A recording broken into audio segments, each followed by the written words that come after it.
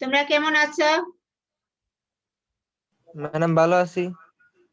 আজ আমি তোমাদের দশম অধ্যায়ের আদর্শ জীবন চরিত্র শ্রী বিজয় কৃষ্ণ গোস্বামী এবং স্বামী বিবেকানন্দ নিয়ে কিছু আলোচনা করব। এখন দেখো, তোমাদের একটা প্রেজেন্টেশন দেখাচ্ছি। Okay madam.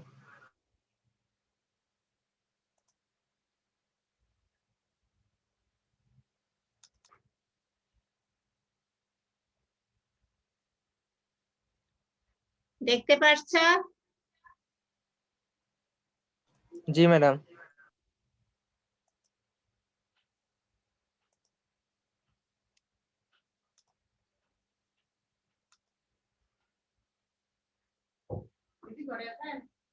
আজকের বিষয় আদর্শ জীবন চরিত্র স্বামী বিবেকানন্দ এবং শ্রী বিজয় কৃষ্ণ গোস্বামী। ছবি দেখতে পেরেছো তো? জি ম্যাডাম। এখন তাহলে দেখো, আমি স্বামী বিবেকানন্দ সম্পর্কে কিছু বলছি। স্বামী বিবেকানন্দ 1863 খ্রিস্টাব্দে 12ই জানুয়ারি কলকাতা তার জন্ম।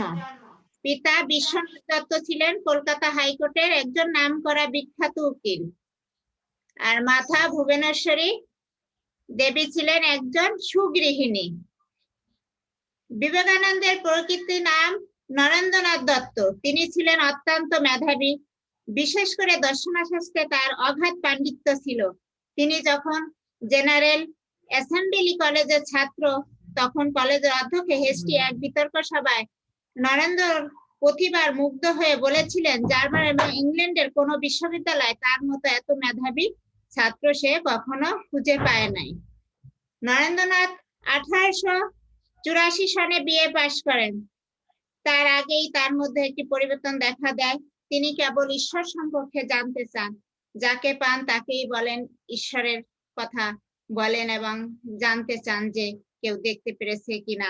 সে এই ধরনের প্রশ্ন তার মনকে আন্দোলিত করে এবং অনেকে এই প্রশ্ন করেছেন, কিন্তু তার কাছে কোনো উত্তর, কারো কাছে সে কোনো উত্তরই পায়নি। এমন সময় একদিন তার দেখা হয় কালীর সাধক শ্রী রামকৃষ্ণের সঙ্গে। রামকৃষ্ণ তখন দক্ষিণেশ্বর কালীবাড়িতে পুরোহিতের কাজ করেন। নরেন্দ্র একদিন চলে গেলেন সেখানে। রামকৃষ্ণকে তিনি সরাসরি জিজ্ঞেস করলেন, আপনি কি ঈশ্বর দেখেছেন? রামকৃষ্ণ হাসতে হাসতে বলেন, হ্যাঁ দেখেছি, যেমন তোকে দেখছি তেমনি আমি ঈশ্বরকেও দেখেছি। সে হাসতে হাসতে সাদাসিধে ভাবে বলল যে, তুই যদি দেখতে চাস তাকে তোকেও আমি দেখাতে পারি। রামকৃষ্ণের কথা শুনে নরেন্দ্রনাথ খুবই খুশি হন। তিনি যেমন একদিন তারই অপেক্ষায় ছিলেন। তিনি দক্ষিণেশ্বর কালীবাড়িতে প্রায়ই আসতেন এবং রামকৃষ্ণের সঙ্গে দেখা করতেন। এমন সময় তিনি রামকৃষ্ণের নিকট ত্যাগের মন্ত্রেও দীক্ষা নেন। নরেন্দ্র হন গৃহত্যাগের সন্ন্যাসী। তখন তার নাম হয় বিবেকানন্দ। পরবর্তীকালে ভক্তরা তাকে স্বামী বিবেকানন্দ বা শুধু স্বামীজি বলেই ডাকতেন। বিবেকানন্দ গৃহত্যাগ করে সারা ভারতবর্ষে ঘুরলেন। নিজের চোখে ভারতবাসীর দুরবস্থা দেখলেন, কিভাবে এই দেশবাসীকে উদ্ধার করা যায় সেই কথাই শুধু চিন্তা করতে লাগলেন। সে ভাবলেন যে নারী শিক্ষার খুবই গুরুত্বপূর্ণ। নারীরা যদি শিক্ষিত হয় তাহলে দেশকে উন্নতি করা যাবে। এজন্য সে নারী শিক্ষার প্রতি বেশ গুরুত্ব দেন। 1893 খ্রিস্টাব্দে বিবেকানন্দ আমেরিকা যান এবং শিকাগো শহরে অনুষ্ঠিত বিশ্ব ধর্ম সম্মেলনে বক্তৃতা দেন। তিনি তার বক্তৃতায় বলেন, হিন্দু ধর্ম পৃথিবীর সকল ধর্মকে সমান সত্য মনে করেন। সব ধর্মের লক্ষ্য এক। তিনি নদী সমূহ যেমন এক সাগরে গিয়ে মিলিত হয়, তেমনি সকল ধর্মের লক্ষ্য এক, ঈশ্বর লাভ। তাই বিপদ নয় সহায়তা, বিনাশ নয় পরস্পরে ভাব গ্রহণ, মতবিরোধ নয় সমন্বয় এবং শান্তি। তিনি আরো বলেন, হিন্দুকে হিন্দু বা বৌদ্ধ হতে হবে না, অথবা হিন্দু বা বৌদ্ধকে খ্রিস্টানও হতে হবে না, কিন্তু প্রত্যেক ধর্মই অন্যান্য ধর্মের সারভাগগুলি গ্রহণ করে প্রিয় পুষ্টি লাভ করবে এবং নিজস্ব বিশেষত্ব বজায় রেখে নিজ প্রকৃতির অনুসারে বিকাশ লাভ করবে। বিবেকানন্দ এই বক্তৃতা সবাই মুগ্ধ হয়। ধর্মসভার বিচারে তিনি হন শ্রেষ্ঠ বক্তা। ধর্মসভায় বক্তৃতার সময় সারা আমেরিকায় বিবেকানন্দের নাম ছড়িয়ে পড়ে, বিভিন্ন জায়গা থেকে আমন্ত্রণ আসে বক্তৃতার জন্য। তিনিও হিন্দু ধর্ম দর্শন, বিশেষত বেদান্ত দর্শন ও মানব ধর্ম সম্পর্কে একের পর এক বক্তৃতা দিয়ে আমেরিকা জয় করেন। সেখানকার সংবাদপত্রগুলিকে তাকে সাইক্লোনিক হিন্দু নামে অভিহিত করা হয়। বিবেকানন্দ তার মতবাদ প্রচারের জন্য নিউ ইয়র্কে বেদান্ত সমিতি প্রতিষ্ঠা করেন। এরপর তিনি যান ইউরোপ, ইংল্যান্ড, ফ্রান্স, ইতালি প্রভৃতি দেশে একের পর এক বক্তৃতা দেন। তিনি বেদান্ত দর্শনের প্রকৃতি সত্য তুলে ধরেন। বেদান্তের মূল কথা হলো জীব ও ব্রহ্মে কোনো পার্থক্য নেই, জীবই ব্রহ্ম, তাই ব্রহ্মজ্ঞান জীব সেবা করতে হবে। প্রায় 4 বছর পর বিবেকানন্দ 1897 খ্রিস্টাব্দে দেশে ফিরে আসেন। দেশের মানুষ তাকে বিশাল সম্বর্ধনা দেয়। তার উত্তরে তিনি সবাইকে অন্যায়ের বিরুদ্ধে লড়তে বলেন, সমস্ত কুসংস্কার পরিত্যাগ করতে বলেন, সবাইকে বিভেদ ভুলে এক হতে বলেন। তিনি বলেন, শক্তি ও সাহসিকতাই ধর্ম, দুর্বলতা মানুষের কাপুরুষতারই পাপ, স্বাধীনতাই ধর্ম, পরাধীনতাই পাপ, পরোপকার ধর্ম, পরপীড়নই পাপ, আত্মবিশ্বাস ও ঈশ্বরের বিশ্বাস এই দুটি জিনিসই উন্নতি লাভের একমাত্র উপায়। বিবেকানন্দ বলতেন, সবাই সকল ধর্মের ভিত্তি, সৎ হও এবং সৎকর্ম করো ধর্মের অঙ্গ। তিনি অর্থবেদের উদ্ধৃত দিয়ে বলেছিলেন, অসত্য নয়, সত্যরই জয় হবে, একমাত্র সত্যের মধ্য দিয়ে ঈশ্বর লাভ করা যায়। এজন্য সকল যেন সত্য কথা বলে, এই সবাইকে সে শিক্ষা দিতেন যে কখনো সে মিথ্যা বলবে না, সত্যর দিকে থাকবে এবং মন পবিত্র হবে। বিবেকানন্দ নারী স্বাধীনতার বিশ্বাসী ছিলেন। নারী শিক্ষাকে তিনি সর্বস্তরকরণে সমর্থন করতেন। বৈদিক যুগের মৈত্রী ও গাঙ্গী প্রমুখ বিদুষী নারীর উল্লেখ করে তিনি বলেছিলেন, সেই যুগে নারীরা যদি এত শিক্ষা লাভ করতে পারে, তাহলে এ যুগে নারীরা পারবে না কেন? তার মতে, যে জাতি নারীদের সম্মান দেয় না, সে জাতি কখনো বড় হতে পারে না। নারীদের অবস্থার উন্নতি না করে বিশ্বের মঙ্গল সাধন করা সম্ভব নয়। কোনো পাখি একটি ডানা দিয়ে উঠতে পারে না। এমনকি আধ্যাত্মিক সাধনায় নারীরা যাতে সুযোগ পায় বা এগিয়ে আসে, সেই জন্য তিনি সারদা দেবীর পরিচালনায় নারীদের জন্য একটি মত প্রতিষ্ঠারও পরিকল্পনা করেন। বিবেকানন্দ দেশের উন্নতির জন্য সমাজের সংস্কারের কথাও ভাবতেন। তিনি বলতেন, দেশের উন্নতি করতে হলে সব স্তরের মানুষের উন্নয়ন প্রয়োজন। তিনি সমাজের নিচু স্তরের মানুষের প্রতি উচ্চ স্তরের মানুষের অত্যাচারের প্রতিবাদ করেছেন। সারা দেশে ঘুরে তিনি শ্রমিক শ্রেণীর মানুষের অবস্থা দেখেছেন। তাদের পরিশ্রম করার ক্ষমতা দেখে তিনি অবাক হয়ে গেছেন যে তারা এত পরিশ্রম করে তবু তাদের সম্মান নাই, কিন্তু সবাইকে সমান সম্মান দিতে হবে। তাই তিনি বলেছেন, নতুন ভারত বেরুক লাঙ্গর করে, চাষার কুঠির ভেদ করে, জেলেমালা মুচি মেথরের ঝুপুরির মধ্য হতে, বেরুক মুদির দোকান থেকে, ঘুনোওয়ালা উনুনের পাশ থেকে, বেরুক কারখানা থেকে, হাট থেকে, বাজার থেকে, বেরুক ঝোপ জঙ্গল পাহাড় পর্বত থেকে। বিবেকানন্দ অদ্ভুত নিয়ে অনুভব করতে পেরেছিলেন যে শিক্ষা ব্যতীত কোনো জাতি উন্নয়ন করা সম্ভব নয়। তাই তিনি বলতেন, দেশের জনগণকে শিক্ষিত করে তুলতে হবে, তবে একটি উন্নয়ন জাতি গড়ে তোলা সম্ভব হবে। সমাজের দরিদ্রদের মধ্যে শিক্ষা বিস্তারের জন্য বিবেকানন্দ অভিনব কৌশল অবলম্বন করেছিলেন।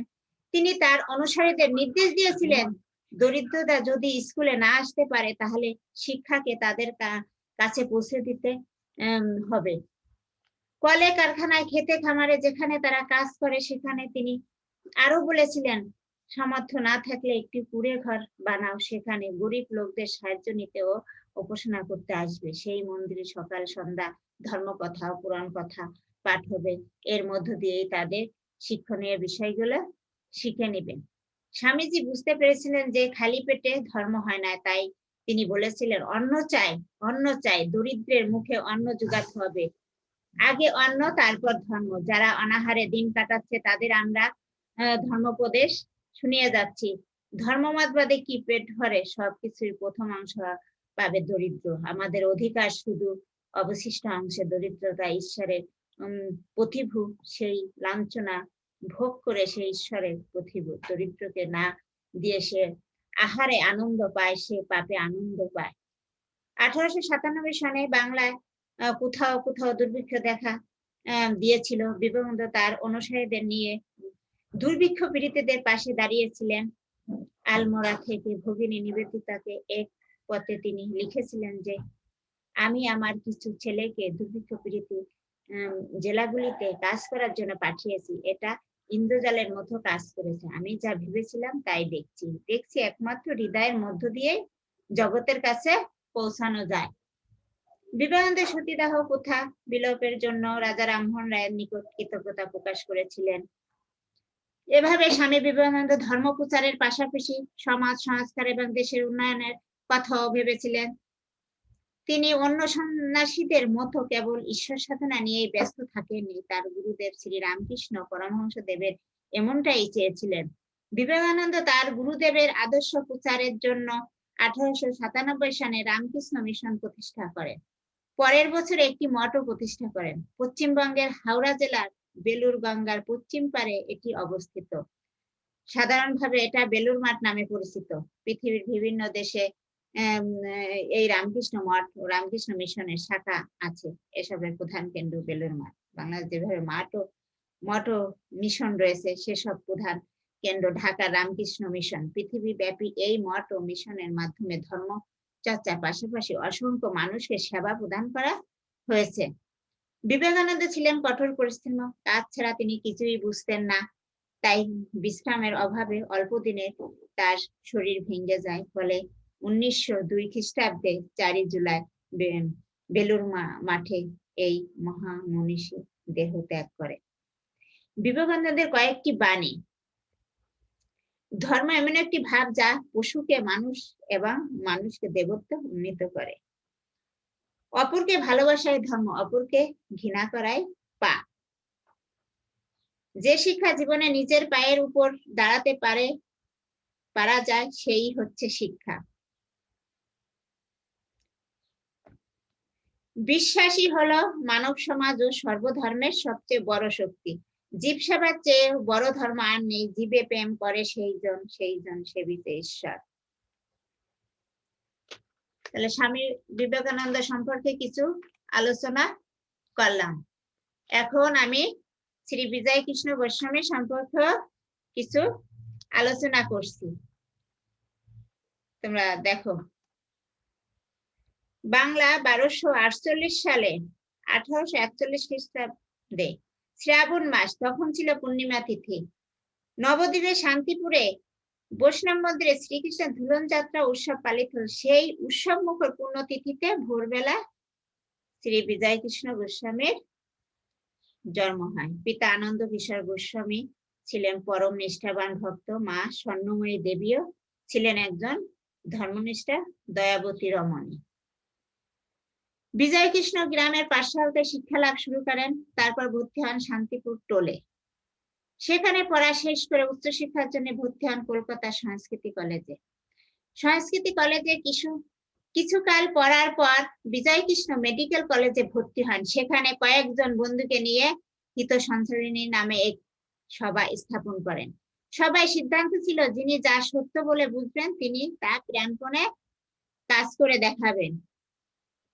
এই সভায় বিজয় কৃষ্ণ এক যুগান্তকারী সিদ্ধান্ত নেন। তিনি বলেন, পৈতা জাতিভেদের চিহ্ন, তাই আমাদের পৈতা ত্যাগ করা উচিত। এই কথা শুনে যারা ব্রাহ্মণ ছিলেন তারা সবাই পৈতা ফেলে দিলেন। সেই সময় ব্রাহ্মণ হয়ে পৈতা ফেলে দেওয়া এক দুঃসাহসিকতা কাজ ছিল। এই সময় ব্রহ্ম সমাজের সঙ্গে বিজয় কৃষ্ণর যোগাযোগ ঘটে। মহর্ষি দেবেন্দ্রনাথ ঠাকুর ও কেশবচন্দ্রের বক্তৃতা শুনে তার মনে পরিবর্তন আসে। তিনি ব্রহ্মধর্মের প্রতি অনুরক্ত হন এবং ব্রহ্মধর্ম গ্রহণ করেন।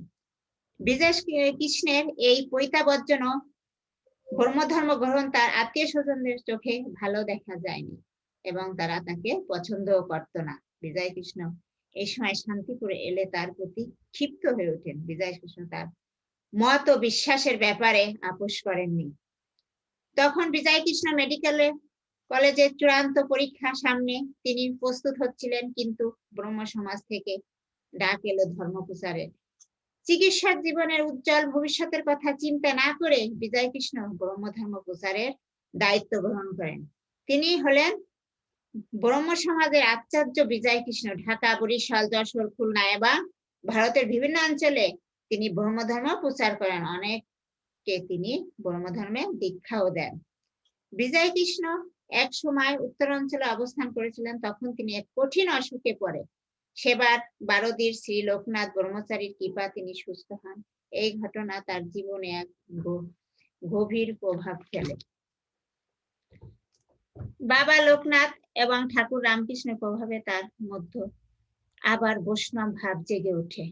এই সময় গয়ার আকাশগঙ্গা পাহাড়ে তার সাক্ষাৎ হয় যোগী ব্রহ্মানন্দ স্বামীর সঙ্গে। তিনি তাকে দীক্ষা দিয়ে পুনরায় হিন্দু যোগীতে পরিণত করেন। এরপর বিজয় কৃষ্ণ ব্রহ্মধর্ম ছেড়ে দেন। এই সময় বিজয় কৃষ্ণ স্ত্রী, পুত্র, কন্যা এবং শিষ্যদের নিয়ে ভীষণ অর্থকষ্টে পড়েন। তখন লোকনাথ বাবার নির্দেশে তিনি ঢাকার গ্যান্ডারি আশ্রম স্থাপন করেন, নাম গান ও হরি সংকীর্তন করতে থাকেন। এতে তার অবস্থার পরিবর্তন ঘটে এবং ঢাকায় তার যশ খ্যাতি ছড়িয়ে পড়ে। বিজয় কৃষ্ণ ঢাকার আশ্রম স্থাপন করলেও মাঝে মাঝে তিনি কলকাতা যেতেন। একবার স্ত্রীকে নিয়ে তিনি বৃন্দাবনে যান, সেখানে কলেরা রোগে স্ত্রীর মৃত্যু হয়। তারপর 1304 সালে 1897 খ্রিস্টাব্দে ফাল্গুন মাসে বিজয় কৃষ্ণ শ্রীক্ষেত্র পুরী চলে যান। সেখানে অতি অল্প সময়ে তিনি পরিচিত হয়ে ওঠেন। উড়িষ্যা প্রদেশে ও তার প্রভাব ব্যক্ত হয়ে পড়ে। এতে ঈর্ষান্বিত হয়ে স্থানীয় ধর্ম ব্যবসায়ীরা একদিন তাকে বিষ-মিশ্রিত লাড্ডু খেতে দেয়। তাতে তিনি অসুস্থ হয়ে পড়ে এবং 1306 সালে 1899 খ্রিস্টাব্দে 22 জ্যৈষ্ঠ রবিবার ইহলোক ত্যাগ করে। বিজয় কৃষ্ণের কয়েকটি উপদেশ। অন্তরে হিংসা থাকলে ঈশ্বরের লীলা দর্শন হয় না। যদি কিছু সময়ের জন্য হৃদয় হিংসাশূন্য হয়, তবে লীলা দর্শন হতে পারে। কখনো পরনিন্দা করবে না, সত্য কথা বলবে এবং সর্বদা ব্রহ্মচর্য রক্ষা করবে। সর্বদা নিষ্ঠা সহকারে ভগবানের নাম করবে। সর্বজীবে দয়া করবে। বৃথা অহংকার করবে না। তাহলে আজ আমি এই বিজয় কৃষ্ণ গোস্বামীর আলোচনা শেষ করে এখন একটা সৃজনশীল প্রশ্ন তোমাদের দেখাচ্ছি, তোমরা দেখো। সৃজনশীল প্রশ্নটা দেখতে পেরেছো তো? দেখো, বাদন বাবু এলাকার একটি বালিকা বিদ্যালয় ও একটি মহিলা কলেজ প্রতিষ্ঠা করেছেন। এই কারণে তাদের এলাকায় প্রভূত উন্নতি সাধিত হয়েছে। এলাকার মানুষের জন্য তাকে খুব প্রশংসা করে। তিনি এসবের মধ্যেই বেঁচে থাকতে চান, কিন্তু তার ভাই রমেশ বাবু এসবের দিকে খেয়াল নেই। তিনি প্রতি বছর বাড়িতে একটি অনুষ্ঠানের আয়োজন করেন। এই অনুষ্ঠানে তিনি সর্বধর্ম ও বর্ণের লোককে নিমন্ত্রণ করেন। এই সময় তার বাড়িতে একটি মিলন মেলার সৃষ্টি হয়। দেখো, ক নাম্বার সৃজনশীল প্রশ্ন। স্বামী বিবেকানন্দ কার নিকট ত্যাগের মন্ত্রে দীক্ষিত হন? উত্তরটা আমি বলে দিচ্ছি। স্বামী বিবেকানন্দ শ্রী রামকৃষ্ণ পরমহংস দেবের নিকট ত্যাগের মন্ত্রে দীক্ষিত হন। সত্যই সকল ধর্মের ভিত্তি, বুঝিয়ে লিখো। সকল ধর্মের ভিত্তি এক এবং তা হলো সত্য। সকল ধর্মের লক্ষ্য হলো ঈশ্বর লাভ। তাই আমরা সব সময় সত্য কথা বলবো এবং সৎ পথে থাকবো। আর একমাত্র সত্যের মধ্য দিয়ে আমরা ঈশ্বর লাভ করতে পারি। সৎ হও এবং সৎকর্ম করো। সৎ হও এবং সৎকর্ম করো, এটা হলো ধর্মের অঙ্গ। ঈশ্বর সবসময় এবং সর্বত্রই বিরাজ করেন। তুমি যদি ঈশ্বরকে সত্য ভাবে মনে প্রাণে চাও, তাহলে ঈশ্বর তোমার সামনেই আসতে পারে। এই জন্য সৎভাবে থাকবে, সত্য কথা বলবে এবং ঈশ্বরকে পাওয়ার জন্য আরাধনা করবে। ঈশ্বর তোমাকে অবশ্যই মনোপুত্র করে তোমাকে সেই সান্ত্বনা দিবে যে আমি তোমার সামনে আছি এবং ঈশ্বর জ্ঞানের সেবা করতে হবে সবসময় এবং সর্বত্র বিরাজ ও সত্যকে মনে রাখতে হবে, ঈশ্বরের আরাধনা করতে হবে। সকল ধর্মে এক ঈশ্বরকে সকল সৃষ্টির মূলে বলা হয়। এই জন্য স্বামী বিবেকানন্দ বলতেন, সত্যই সকল ধর্মের মূল। তুমি সত্য কথা বলবে, সৎ পথে চলবে, জীবনে তুমি উন্নতি করতে পারবে, তুমি কখনো পিছে হেঁটে যাবে না। এবার গ নাম্বারের প্রশ্ন, বাঁধন বাবুর মধ্যে স্বামী বিবেকানন্দের কোন গুণটি লক্ষ্য করা যায়, ব্যাখ্যা করো।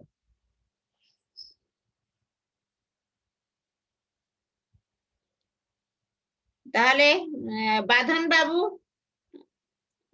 বাবুর মধ্যে স্বামী বিবেকানন্দের নারী শিক্ষার অনুরাগ গুণটি লক্ষ্য করা যায়। মহামনীষী স্বামী বিবেকানন্দ নারী স্বাধীনতায় বিশ্বাসী ছিলেন। তিনি নারীর শিক্ষাকে জোরালো ভাবে সমর্থন করতেন। বৈদিক যুগে মৈত্রীয়, গাঙ্গী প্রমুখ বিদুষী নারীর উল্লেখ করে তিনি বলেছিলেন, সেই যুগে যদি নারীরা শিক্ষিত হতে পারে তাহলে এই যুগে পারবে না কেন? নারী শিক্ষা না হলে তো দেশের উন্নতি হবে না। যে জাতি বেশি উন্নতি করতে চায় সে জাতিকে নারী পুরুষ সকলে সমানভাবে শিক্ষিত হতে হবে। তার মতে যে জাতি নারীদের সম্মান দেয় না সে জাতি কখনো উন্নতি করতে পারে না। তিনি মনে করতেন নারীদের অবস্থা উন্নতি না করে বিশ্বের মঙ্গল সাধন করা একেবারেই সম্ভব নয়। এই জন্য তিনি নারী শিক্ষার উপর জোর দিয়েছিলেন। প্রতিটি সমাজের উন্নয়নের মূলে চাবিকাঠি হলো আর্থসামাজিক ক্ষেত্রে নারী ও পুরুষের সমান স্থান। নারী পুরুষ যদি সমানভাবে একটা কাজ করে তাহলে সেটা অবশ্যই ভালো হবে, কোনো খারাপ হবে না। উদ্দীপকের বলা হয়েছে বাঁধন বাবু এলাকায় একটি বালিকা বিদ্যালয় ও একটি মহিলা কলেজ প্রতিষ্ঠা করেছিলেন। এখানে বাঁধন বাবুর কাজের মধ্যে স্বামী বিবেকানন্দের নারী শিক্ষার অনুরাগ গুণটি প্রকাশ পেয়েছে। তিনিও স্বামীজির মতো নারী শিক্ষার গুরুত্ব উপলব্ধি করতে পেরেছিলেন বিদায় তিনি তার এলাকায় দুটি একটা স্কুল এবং একটি কলেজ প্রতিষ্ঠা করেছে, যাতে মেয়েরা পড়াশোনা শিখে মানুষ হতে পারে এবং সমাজে উন্নতি করতে পারে। নারীরা যদি পুরুষের মতো সুযোগ সুবিধা পায় তাহলে তারাও দেশের উন্নয়নে সমান অবদান রাখতে পারবে। যে জাতি যত বেশি শিক্ষিত সে জাতি তত বেশি উন্নয়ন করতে পারে। এই জন্য বাঁধন বাবু এবং স্বামী বিবেকানন্দ নারী শিক্ষার প্রতি সমান গুরুত্ব দিয়েছেন এবং দুইজনের উক্তিটি একই। এই জন্য নারীদের সমান অধিকার দিতে হবে যাতে দেশের উন্নতি হয়। ঘ নাম্বারে, রমেশ বাবুর মধ্যে স্বামী বিবেকানন্দের অসাংবাদিকতা চেতনারই বহিঃপ্রকাশ ঘটেছে, মন্তব্যটি যথার্থই মূল্যায়ন করো। রমেশ বাবুর মধ্যে স্বামী বিবেকানন্দের অসাংবাদিক চেতনারই বহিঃপ্রকাশ ঘটেছে, মন্তব্যটি যথার্থই সত্য। স্বামী বিবেকানন্দের কাছে কোনো জাতিভেদ ছিল না। তিনি বলতেন, নিচ্ছ জাতি, মূর্খ, দরিদ্র, অজ্ঞমুচি, মেথর সকলেই আমাদের ভাই। এই কারণে সকলকেই সমানভাবে দেখতে হবে, কাউকে ছোট করে দেখতে হবে না। তিনি বর্ণ, গোত্র এবং শ্রেণী পেশা নির্বিশেষে সকল মানুষের সেবা করাকে পরম ধর্ম বলে মনে করতেন। ধনী দরিদ্র, মুচি, মেথর কোনো পার্থক্য নেই, কোনো মানুষের অস্পৃশ্য নয়, পেশা নয় বা যাই থাক, তারা মানুষ। আদর্শ উদ্ধৃত হয়ে গ্রাম যুবকরাও পর্যন্ত কলেরা পীড়িত চন্ডালদের পাশে বসে তাদের সেবা করেছেন। স্বামীজি সমাজের নিচু স্তরের মানুষের প্রতি উঁচু স্তরের মানুষের অত্যাচারের প্রতিবাদ করেছেন। তার কাছে সবাই সমান ছিল। তিনি সব শ্রেণীর পেশার মানুষকে সমান মনে করতেন। তিনি জীব সেবাকেই গুরুত্ব দিয়েছেন সবার উপরে। উদ্দীপকে রমেশ বাবুর ক্ষেত্রে লক্ষ্য করা যায়, তিনি প্রতি বছর বাড়িতে একটি অনুষ্ঠানের আয়োজন করেন। এই অনুষ্ঠানে তিনি ধনী, দরিদ্র, সবাইকে নিমন্ত্রণ করেন। এই অনুষ্ঠানে তিনি সব ধর্ম ও বর্ণের লোকদের নিমন্ত্রণ করেন। এই সময় তার বাড়িতে একটি মিলন মেলার সৃষ্টি হয়। সব ধর্ম ও বর্ণের লোককে নিমন্ত্রণ করার মাধ্যমে রমেশ বাবুর মধ্যে স্বামী বিবেকানন্দের অসম্ভব চেতনারই প্রকাশ পেয়েছে। সব মানুষই এক ঈশ্বরের সৃষ্টি এবং তিনি সবাইকে সমান করে পাঠিয়েছেন। ধর্মের কারণে মানুষের অবস্থা ভিন্নতা হলেও সবাই সমান। এই কারণে তিনি মানব সেবা এবং জীব সেবাতে পরম ধর্ম মনে করতেন। পরেশবাবু এবং স্বামী বিবেকানন্দ দুজনই জীব সেবাকে খুব পরম ধর্ম মনে করতেন। উপরে আলোচনা পরিপ্রেক্ষিতে বলা যায় যে রমেশবাবু স্বামী বিবেকানন্দের মতো অসাংগঠিক চেতনার মানুষ। তিনি ধর্ম বর্ণের ভেদাভেদ ভুলে সবাইকে পারিবারিক অনুষ্ঠানে নিমন্ত্রণ করেন। এর ফলে সমাজের সকল ধর্ম বর্ণের মানুষের মধ্যে সৌহার্দ্যপূর্ণ সম্পর্ক গড়ে ওঠে। তারা সকলে একত্রে হয়। তখন অনেক আলোচনার মাধ্যমে তারা মিলেমিশে থাকবে, সেভাবেও তাদের আলাপ আলোচনা করা হয়। সব দিক দিয়ে বিচার করে রমেশবাবু এবং স্বামী বিবেকানন্দ মানুষের কোনো ভেদাভেদ দেখে নাই। তারা সব মানুষকেই সমানভাবে দেখতেন এবং ধনী দরিদ্র সকলকেই তারা একত্রে করতে চেয়েছেন, যে যাতে তারা সবাই একসাথে থাকে, একপাশে একসাথে মিলেমিশে কাজ করে, তাহলে দেশে উন্নতি হবে।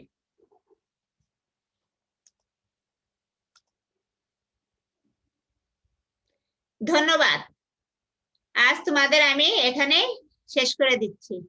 আগামী ক্লাসে আবার অন্য একটা নিয়ে আলোচনা করব।